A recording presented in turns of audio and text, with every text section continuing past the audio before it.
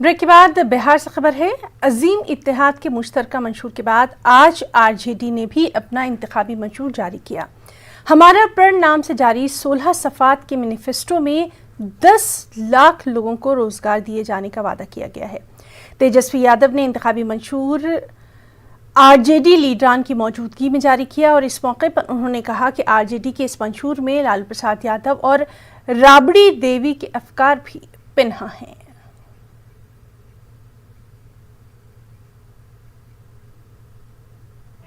पगार की बात होती है, सैलरी की बात होती है, क्योंकि ये पदे रिक्त हैं। बात आती है 5.5 लाख नौकरियों की, तो वो राष्ट्र औसत के मुकाबले हमको आना है। हमको बिहार बेहतर बनाना है। जहां फंसा हुआ है हमको वहां से निकालना है। तो निकालना है तो कम से कम जो नेशनल एवरेज है उसको हमको कंपीट करना पड़ेगा। उसके मुकाबले राष्ट्र औसत के मुकाबले हमको आना पड़ेगा।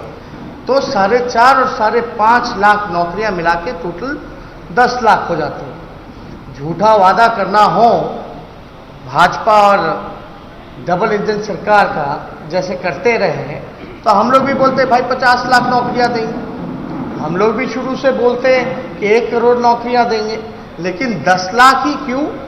क्योंकि जो रिक्वायरमेंट है, चाहे पदे खाली हो या राष्ट्र औसत के मुकाबले आने के लिए। अब भाजपा वाले